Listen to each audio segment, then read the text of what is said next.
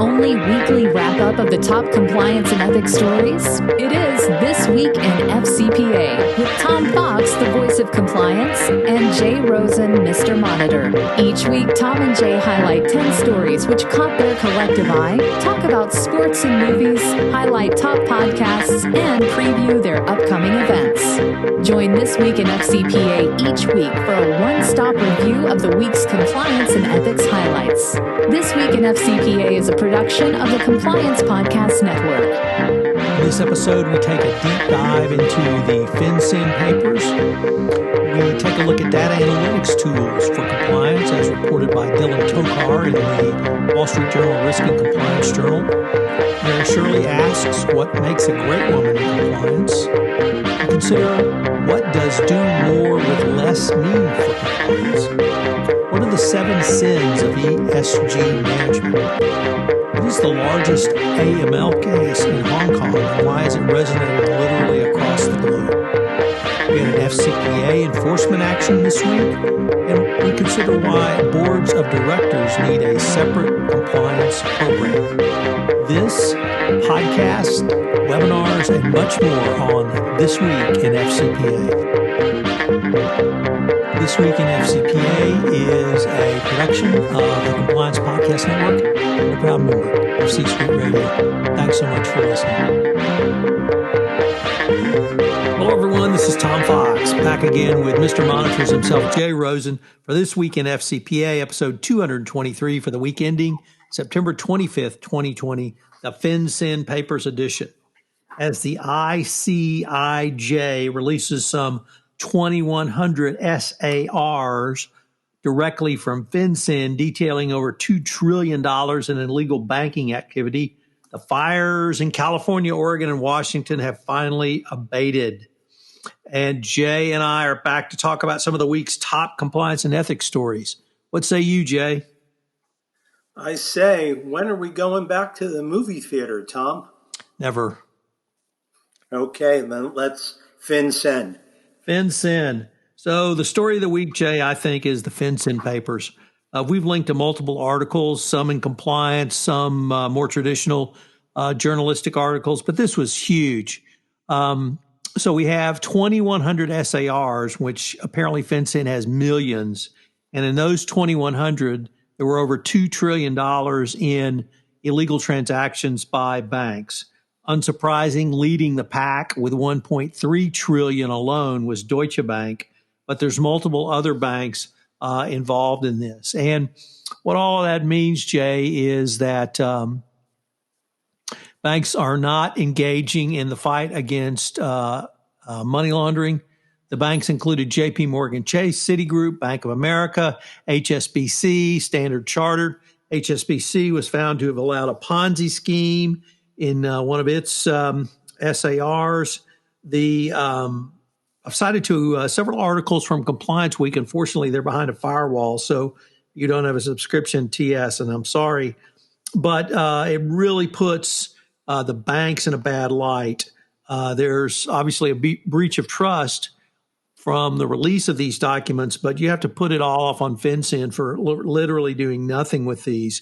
FinCen had a press release before the documents were released saying, well, this is national security and don't release these, blah, blah, blah.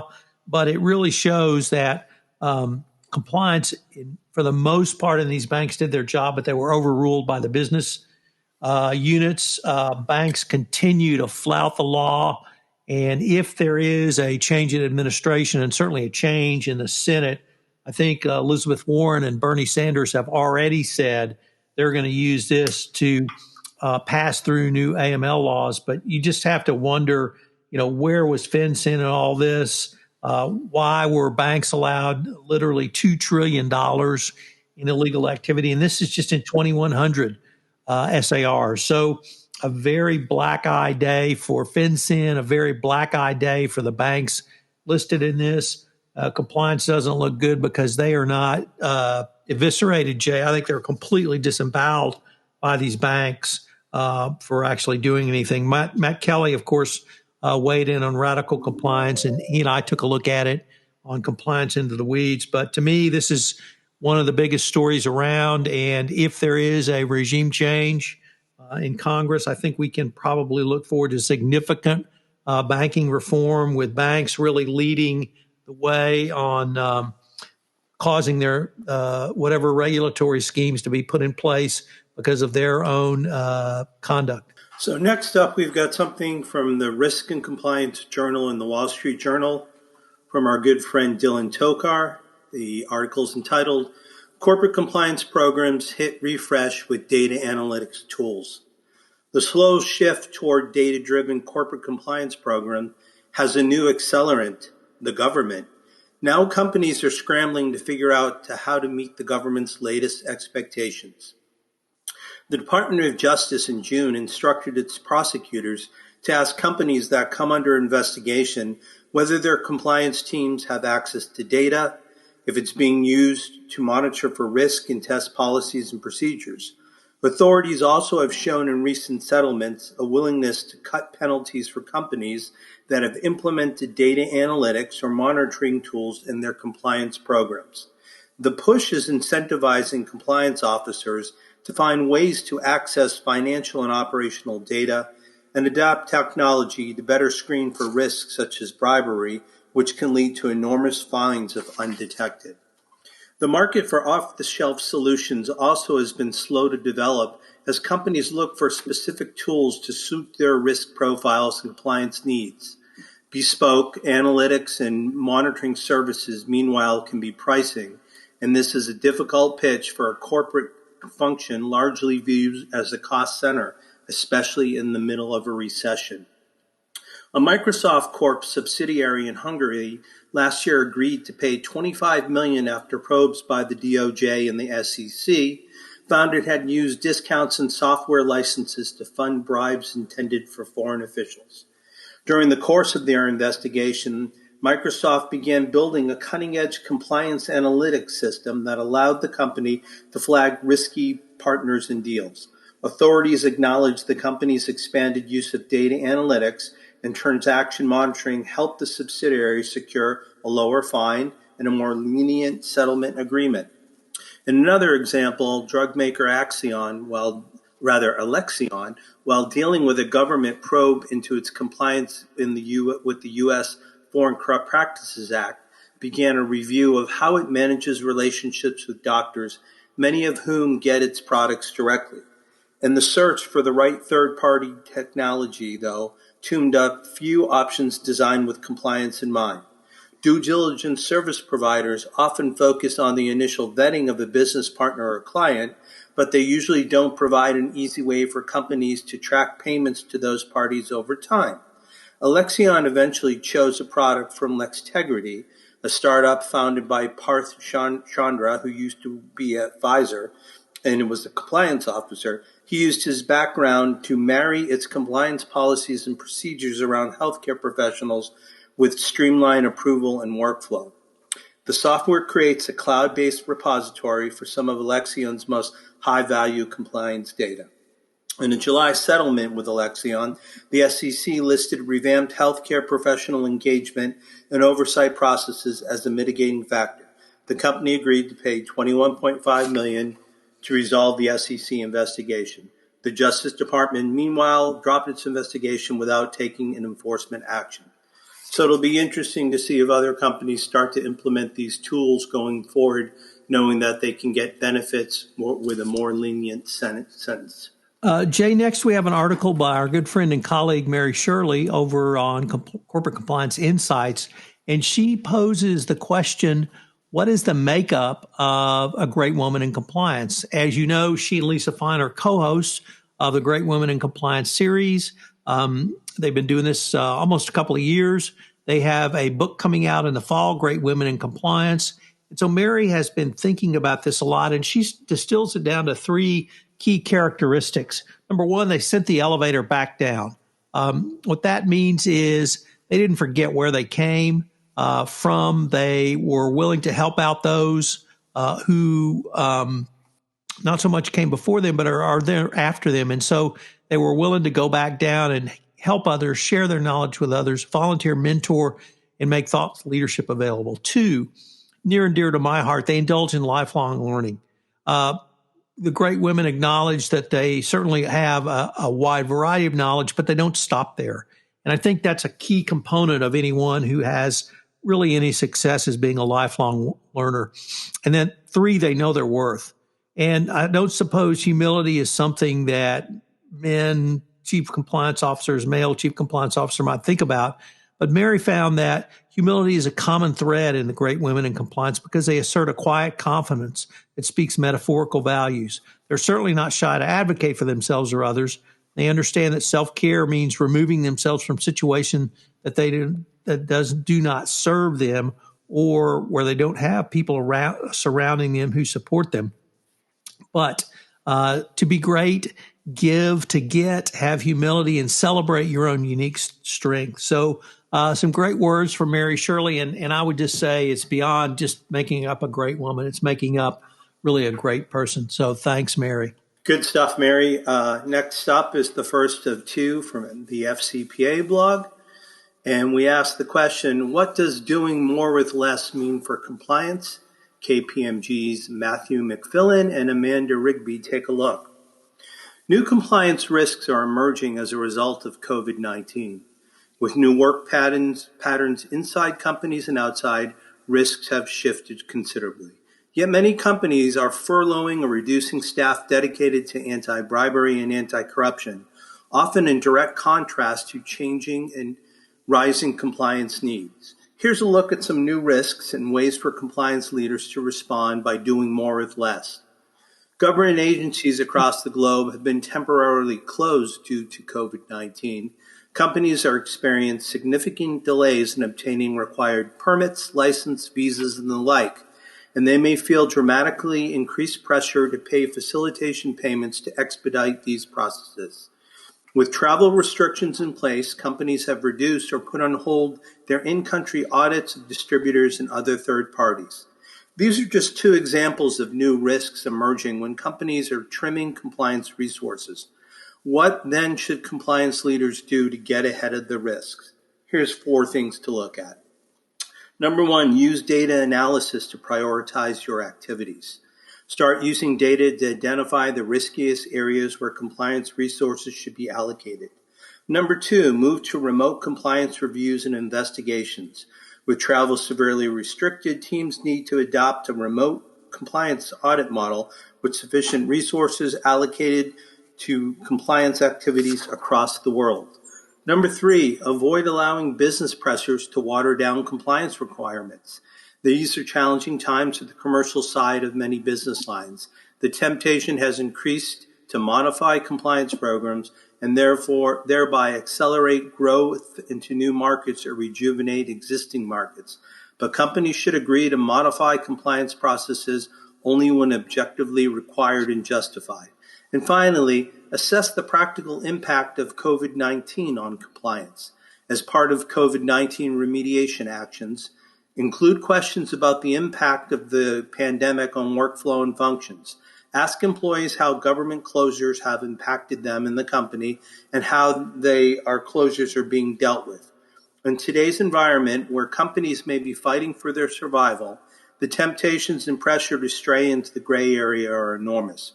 This is a time when compliance leaders need to be vigilant, proactive, and most of all, able and willing to transform programs by doing more with less. Compliance alone won't make an organization successful, but non-compliance could potentially break it. Jay, you may not know this, but there are 7 deadly sins of ESG management as related by Cosmas Papadopoulos and Rodolfo Arellano. Sorry for that, butchering your last name, Rodolfo. But they're from FTI Consulting and posting this week in Harvard Law School Forum on Corporate Governance. The reason I really wanted to talk about this, Jay, was I think it goes beyond ESG management and really to management, period. But they, of course, focus on ESG. So I'll just go through these and really ask the compliance practitioner to think about how these management sins might be in your wheelhouse. So, number 1, focusing on ratings only. That's really a paper exercise, which you should try to stay away from. 2, treating ESG solely as a communications effort. Boy, if there was one thing the compliance practitioner could take to heart, that's it. Number 3, once again, tying directly to compliance, lack of board and management oversight. Who's watching the store? 4, another key component, disconnect from business strategy. Are you, as a compliance officer, tied into your business strategy? And the next one, it ties directly to compliance, a compliance-oriented approach. Some companies present their ESG programs by making references to compliance with rules and regulations regarding environment, labor practices, et cetera. But this really could be viewed as a negative approach because it appears to be reactive and indicate a reluctance to go beyond. Inconsistencies within the firm. Every compliance practitioner knows this problem, and the same with ESG management. And then 7, lack of assessment and monitoring. Once again, Jay, you talked about what the DOJ said around data analytics. The same holds true for compliance and for ESG management as well. So a really interesting article. I would encourage everyone to read it, particularly compliance practitioners, and think about how it applies to your compliance program. Next up, our good friend John Rush in his Dipping Through Geometries blog takes a look at the largest anti-money laundering case in Hong Kong history. At a time when the financial sector globally is looking at leading-edge anti-money laundering systems and reg tech tools as a rich area of development, it is important to remember that money launderers continue to succeed in moving vast amounts of criminal proceeds through the global financial system, sometimes with the simplest of laundering techniques. A notable example of this came to light last week in Hong Kong when Hong Kong Customs announced that they had arrested 6 people, including a family of 5 and a licensee of a money changer, on money laundering charges in the largest money laundering case in the history. The case allegedly involved a total of more than US $387 million, which is more than $3 billion in Hong Kong dollars. According to Hong Kong Customs, it began with an investigation in 2020 after identifying a money laundering syndicate. The initial investigation found that the family of 5 involved in the case had opened more than 100 personal bank accounts in various local banks to deal with over $3 billion of local currency. And they've been doing this since 2018, in which 170 million Hong Kong was related to the money changer licensee. The investigation also determined that the background and the financial status of the family member involved were highly incommensurate with the large value transactions in their personal bank accounts. Ultimately, on September 10th of this year, Customs conducted an operation designated Operation Shadowhunter, in which 30 officers raided 4 residents and a licensed money changer and arrested the family of 5. It also froze $30 million of Hong Kong currency. This case indicates that AML compliance officers need to ensure that their compliance programs continue to address all categories of indicators and not assume that money launderers are no longer using some of the more basic laundering techniques.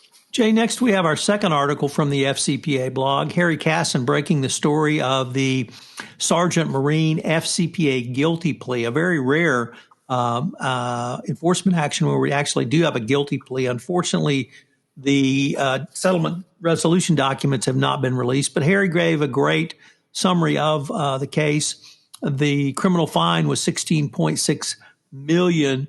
The company engaged in bribery and corruption in Venezuela, in Ecuador, and in Brazil from 2010 to 2018. I guess they didn't get the memo in 1977 that the FCPA prevents this. There was an interesting twist that a large number of individuals were charged individually criminally. Daniel Sargent was charged in December 2019. Jose Tomas Menezes, a trader, was charged in August 2018. Luis Eduardo Andrade was charged in September 2017. And additionally, another trader, Roberto Finitini, was also pled guilty back in 2017. So lots of guilty pleas out of this case, and it's going to be really interesting to take a deep dive into it for a company that was just so brazen for so long in an era when you would think, Jay, that companies would not be intentionally engaging in bribery and corruption, but here we have a case where they did. In the final story for today, we're going to take a look at good friend Mike Volkov's Corruption, Crime, and Compliance blog. And in it, Mike asked the question, why the board needs, or no, he doesn't ask the question, he shows us why the board needs a separate compliance committee. Words are words, but actions are tangible. In the end, corporate boards and senior management have to act and commit to promote the importance of compliance. Mike Volkov argues on numerous occasions that a company's most valuable and tangible asset is its ethical culture. Corporate boards still face an uphill challenge in embracing corporate ethics and compliance. Most corporate boards lack the expertise, time, and commitment to conduct meaningful oversight of a compliance program. And most corporate boards do not have anyone on the board who possesses compliance expertise. Even more frustrating is the fact that ethics and compliance is more often than not lumped into the responsibilities of the corporate audit committee. But that does not necessarily extend to compliance programs. The supposed rationale is that compliance is an integral aspect of a company's internal controls. Mike agrees. However, corporate ethics and compliance is more than just internal controls. Ethics and compliance fuels sustainable growth and protects the company's culture, employees' performance, and achievement of financial goals over the long run. To address the issue, corporate boards need to expand their committee charters to include a specific ethics and compliance committee or even a broader risk management committee. A compliance and ethics committee should be chaired by the board member who has compliance experience. A 3-member committee would be an effective oversight mechanism and help promote the implementation of an effective ethics and compliance program. Corporate boards are, by their very nature, reluctant to innovate. Resistance to change in the end could be the undoing of a corporate culture and result in scandal or, at a minimum, a weak corporate culture. Change is coming to corporate boards because the old rules of defense and resistance are easy targets for shareholder activists, corporate raiders, and employee challenge. As millennials increase their role and control over corporate cultures, millennials are demanding a new and innovative approach to corporate governance and its objectives. A company's culture is vital to this wave-seeking change. A separate board committee dedicated to compliance is an important first step in that direction. Jay, we had some great podcasts this week on the Compliance Podcast Network. We had part 3 of my 4-part series with Deanna Wanquo on the compliance life, where she talked about how you build trust as a CCO. Once again, Deanna is not a lawyer. She was a QA/QC professional at NASA before she stepped into the CCO role. So a very different, interesting background.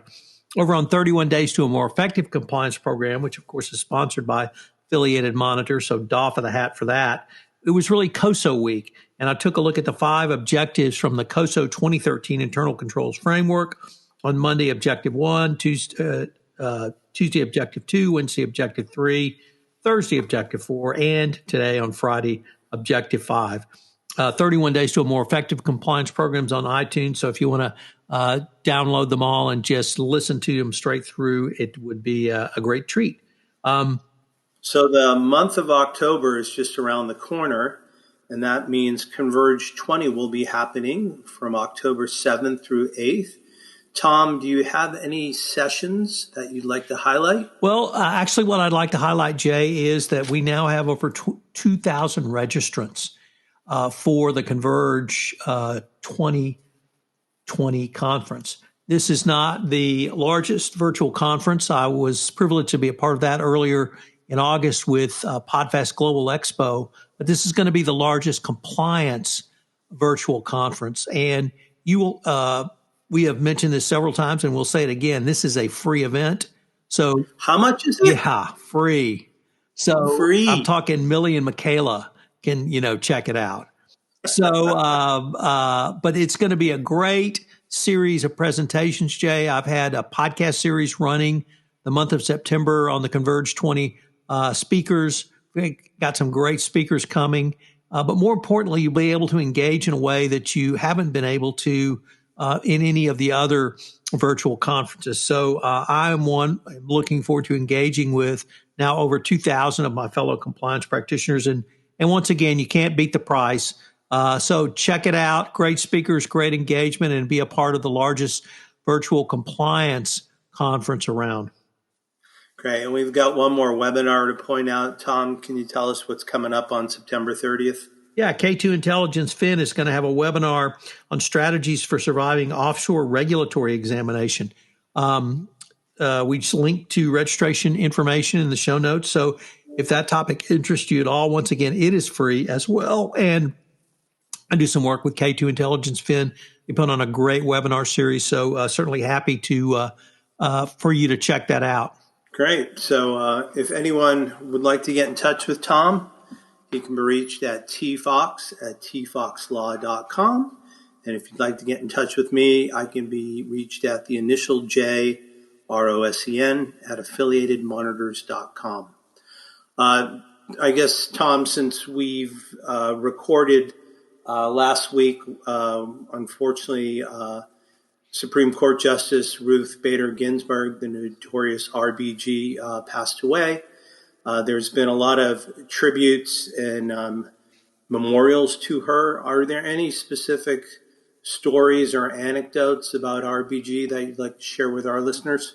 Well, Jay, I'm going to leave this question for you, but I understand it's within the Jewish faith. It's a great tradition that if someone of prominence dies during Rosh Hashanah, they really have a special place in the heart of other members. So maybe you could speak about that. But here's my favorite, our notorious RVG story.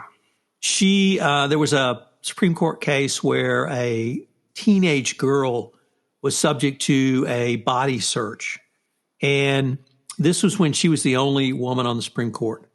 And the men said, well, big deal, all they did was pull her shirt off. She still had her bra on. And RGB pointed out to them, no, that was one of the most invasive things that could happen to a woman and certainly to a teenage girl, and that it could traumatize them literally for life if subject to that type of search by a male. And that's why we need diversity. That's why we needed a female voice on the court to point out that very basic thing. You and I probably would not think twice if we were told to take our shirt off for some type of inspection by an appropriate authority. But yet for a young teenage girl ordered to by a male, it was a completely different ball of wax. And that simple insight changed the entire decision. So you're absolutely right about the tradition, Tom. During Rosh Hashanah, which is celebrated the New Year, it says that God has a book, and in that book, he will inscribe you in the book of life. And if RVG was not going to be able to be inscribed for the book of life in the coming year starting, she got to ride out that last year until the last day of that year. And the tradition says that only the holiest of the people will have that honor. So she passed away as the holiday was beginning at sundown. So you're absolutely right about that. There's just been so many amazing stories that people are relating, how she touched them. And, unfortunately, we've taken the time to celebrate the woman in her life. And now we've got to get our hands dirty and deal with the politics of it. So I don't even want to touch that, but I would just like us to think good thoughts of her. And hopefully she is up there hanging out with her husband, and they're talking about all the decisions that he missed while he's been away. So let me just add that my mother called me this weekend and told me she was staying up late because she wanted to watch the PBS tribute to RVG, and that she may have disagreed with her politics, but she felt like she was one of the most important women literally in the last 50 years. So that's the kind of impact she had literally across the nation, across genders, and across the globe. So on behalf of Tom Fox, the compliance evangelist and the voice of compliance, and myself, Jay Rosen, Mr. Monitor, we'd like to thank you for joining us for This Week in FCPA, episode 223, for the week ending September 25th, 2020, the FinCen Papers edition. I'm sure we'll be discussing that more as the weeks and months stretch on. Please be safe. Please be healthy. And if you're fasting over the weekend, may you have a easy fast, and may you be inscribed in the book of life. Fox at tfoxlaw.com. We also got a new really cool app on the Compliance Podcast Network website where you can leave a voicemail or a message if you'd like to ask us a question or have a topic you would like us to consider. I hope you'll join us again next week when Jay and I look at some of the top compliance and ethics stories for the week that is to become. This Week in FCPA is a production of the Compliance Podcast Network and a proud member of C-Suite Radio. Thanks again for listening, and we look forward to visiting with you again.